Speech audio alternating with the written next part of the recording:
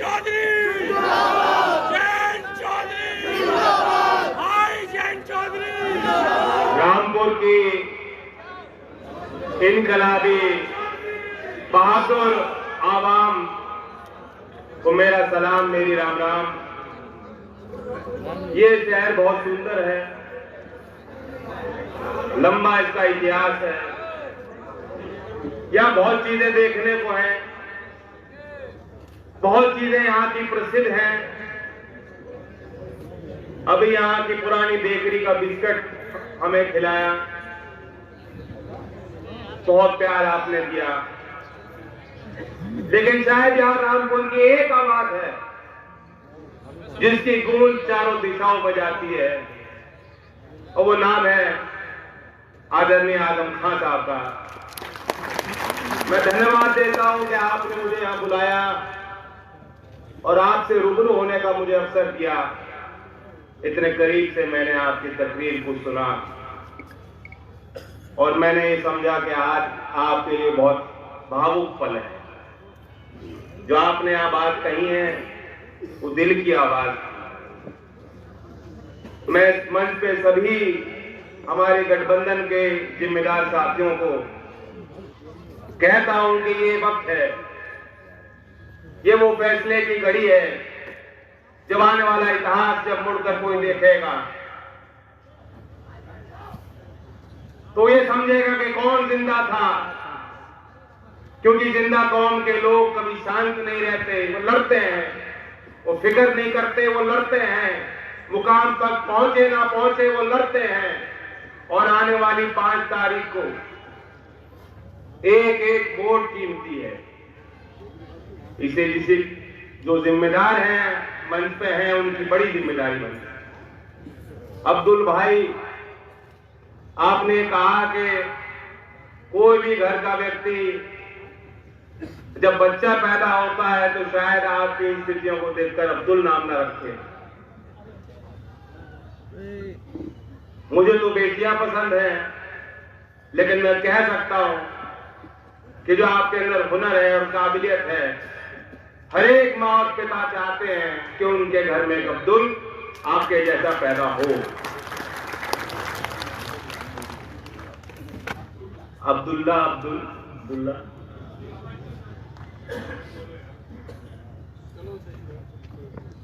मैं अभी खतौली से होकर आ रहा हूं और योगी जी चिढ़ जाते हैं जब मैं बात कहता हूं, लेकिन वहां तो बहुत गर्मी थी और यहां आके भी मुझे आपकी गर्मी महसूस हो रही है। कौन निकालेगा आपकी गर्मी? ऐसी कोई ताकत नहीं जो आपकी गर्मी निकाल ले।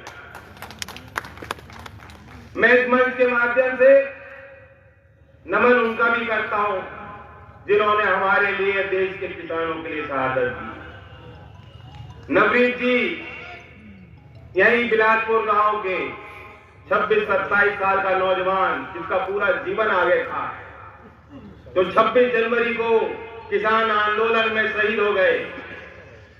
हमारी सरकार होती तो उनके परिवार को धक्के नहीं खाने होते जिस तरह उनके परिवार को कानूनी लड़ाई उनके लिए लड़नी पड़ी।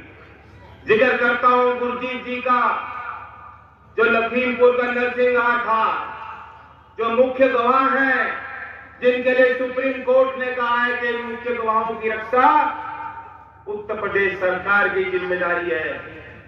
मेरी अभी पिछले 5 दिन पहले उनसे बातचीत हुई और पता लगा कि उनकी सुरक्षा हटा दी गई। मेरे कार्यालय ने जब एसपी देहात से बात की, बताया गया कि उनके खिलाफ मुकदमे हैं, इसलिए उनको सुरक्षा नहीं दी जा सकती। लानत है ऐसी सरकार को, ऐसी व्यवस्था को जो सुप्रीम कोर्ट को मानने को तैयार नहीं है। आलम साहब ने तो 5 तारीख का जिक्र किया है। 5 तारीख पे मेरी विशेष निगाह रहेगी और 5 के बाद ऐसे किसान परिवारों के साथ जो अन्याय हुआ है, ईंट से ईंट बजा देंगे, लेकिन ऐसे परिवारों को न्याय दिलाने के लिए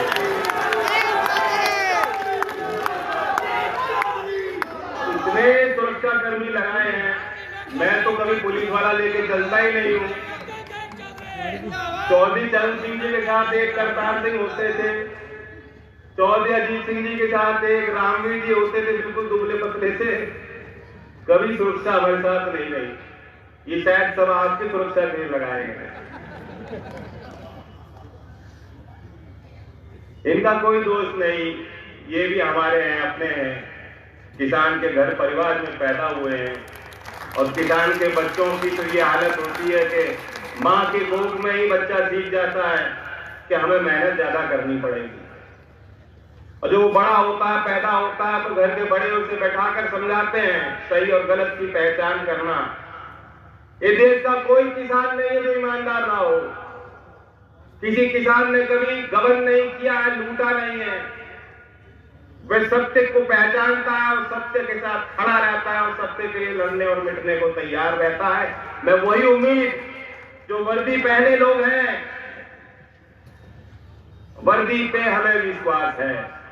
हमारे गठबंधन ने तो चुनाव में वर्दी के सम्मान को रखने के लिए, आपकी जिस हालात में आप नौकरी करते हैं, क्योंकि अगर प्रदेश की कानून व्यवस्था में सुधार लाना है तो आपकी इज्जत करनी होगी, आपको मजबूत बनाना होगा। इसलिए हमने ऐसी ऐसी बातें रखी थी जो शायद उत्तर प्रदेश के राजनीतिक इतिहास में वो कभी किसी घोषणा पत्र में वो बातें नहीं रखी गई। तो इसलिए मैं आपको भी कहता हूं, तो आपकी विशेष जिम्मेदारी है संविधान के प्रति, आपके वर्दी के जो नियम और परंपराएं हैं, जो आपने शपथ ली है, उसे जरूर याद रखिएगा। और ये बहादुर लोग हैं, पीछे तो हटते नहीं हैं। लाठी तो मैंने भी खा रखी है, कुछ हुआ नहीं, बल्कि लाठी का डर और निकल गया मन से।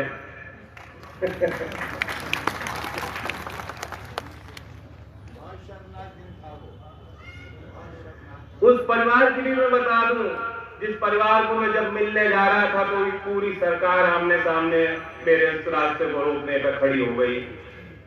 हाथरस के उस पीड़ित परिवार, क्या क्या प्रताड़ना उस परिवार ने सही है। ये नवंबर की तारीख दिसंबर हो गया 2022 का, 2 साल हो गए। अभी तक मुख्यमंत्री ने जो उस परिवार को वीडियो कॉन्फ्रेंसिंग के माध्यम से और फिर डीएम ने चिट्ठी लिखकर जो वादे किए थे विस्थापना के लिए कि तुम्हें हम जमीन दिलाएंगे, मकान दिलाएंगे, सरकारी नौकरी तुम्हारे घर के परिवार के सदस्य को दिलाएंगे, हाथरस के रेत पीड़ित के उस परिवार को वादे योगी सरकार अब तक पूरा नहीं कर पाई। लानत है। SC/ST एक्ट में 3 महीने में सरकारों की जिम्मेदारी बनती है जब ऐसे मामले होते हैं कि 3 महीने के अंदर मुआवजा पीड़ित परिवार को देना होता है। ये देश का कानून है। लेकिन योगी जी इन कानूनों को नहीं जानते, नहीं मानते। योगी जी तो गुस्से में रहते हैं, छोटा मोगैम्बो कहते हैं उनको कुछ लोग। मैं उनको भी कहूंगा कुछ मुस्कुराओ यार।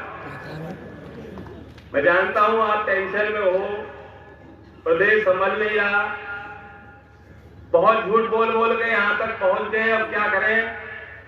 इन्होंने वादा किया था कि किसान के घर 5 साल बिजली नहीं आएगी, बिल नहीं आएगा बिजली का। अब मीटर लग रहे हैं। मैं चेतावनी देना चाह रहा हूं, आपकी उनकी तैयारी क्या है? अब स्मार्ट मीटर लगाए जाएंगे, प्रीपेड बिजली की व्यवस्था होगी। पहले आप बिजली के लिए पैसा जमा करोगे, उसके बाद बिजली मिलेगी। यहाँ की जिम्मेदार मोहतरमा ने इतना विकास की बात यहाँ खोली, उनकी पोल भी खोली, सरकारी अस्पतालों की बात की।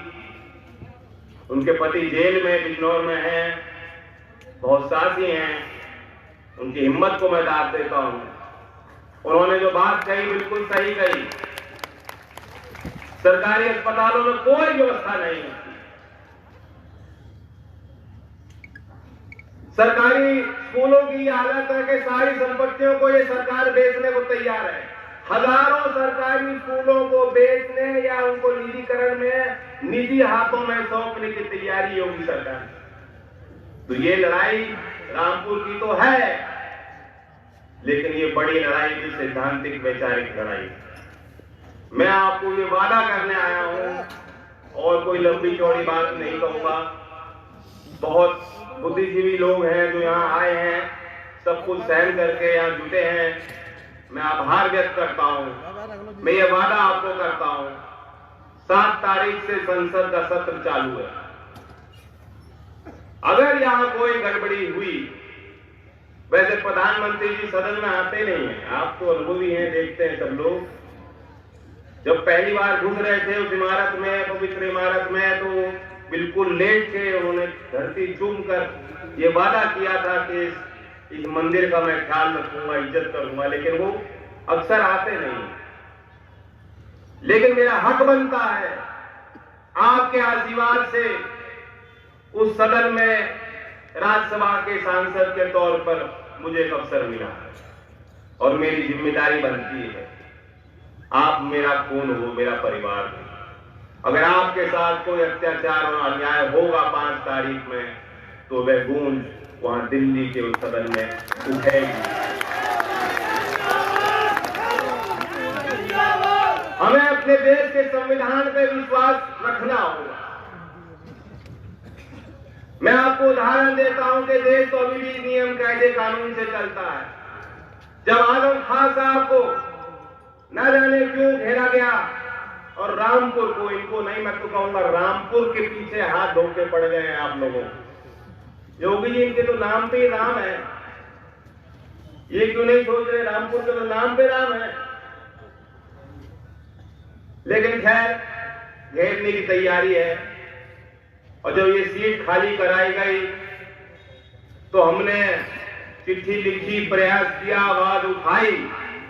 पहले तो उन्होंने आनाकानी की कि नहीं नियम नहीं है, 2 साल के ऊपर की सजा होती है तब सदस्यता जाती है। लेकिन विधानसभा अध्यक्ष ने मुझे चिट्ठी लिखी और बताया कि नहीं, उनकी सदस्यता तो गई। और इसलिए खतौली में जहां मैनपुरी और रामपुर में चुनाव हो रहा है, साथ साथ खतौली में भी चुनाव इन्हें घोषित करना पड़ा। तो इसलिए ये देश का संविधान है, बाबा साहब अम्बेडकर जी ने जिसको रचाया, ये देश में आजादियां हैं जो हर नागरिक का हक बनती हैं, जिसके लिए देश के स्वतंत्रता सेनानियों ने लाखों कुर्बानियां दी। हम उन्हें भुला नहीं सकते। मैं इस मंच से कहना चाहता हूं कि आप जिंदा कौम के लोग हैं, जो रामपुर की पहचान रही है, जो रामपुर की पहचान रही है। छबरौली का नाम आप जानते होंगे। जिस तरह से छबरौली कवि चौधरी चरण सिंह, फिर चौधरी अजीत सिंह और हमेशा लोकदल से जुड़ी हुई है, उसी तरह रामपुर की पहचान आजम खान जी से जुड़ी हुई है। और 5 तारीख में काबिल यहाँ के जो प्रत्याशी हैं, आसिम रजा साहब, जिन्होंने इतने प्यार से आपको समझाया, मैंने कभी किसी उम्मीदवार को ऐसी तकरीर देते नहीं सुना। यही परिस्थितियों की गवाही है, यही गवाही है कि किस तरह से सरकार घेरना चाह रही है। प्रत्याशी बताता है कि मैं ये करूंगा, ये क्षेत्र का मिजाज है, ये मेरा इतिहास है, ये मेरा आपको वादा है। पहली बार मैंने सुना कि प्रत्याशी खड़े होकर चुनाव आयोग के नियम आपको बता रहे, ये उनकी मजबूरी है। चिंता मत कीजिए, आप तो पहले ही हाथ उठाकर वादा कर चुके हो और एक बार वादा करने के बाद कोई वादा रामपुर का निवासी तोड़ता नहीं है। तो एक एक वोट समाजवादी पार्टी के चुनाव चिन्ह साइकिल पर 5 तारीख पे आप वोट देके गठबंधन को मजबूत बनाए। ये समझ लीजिएगा कि चौधरी जयंत सिंह मुझे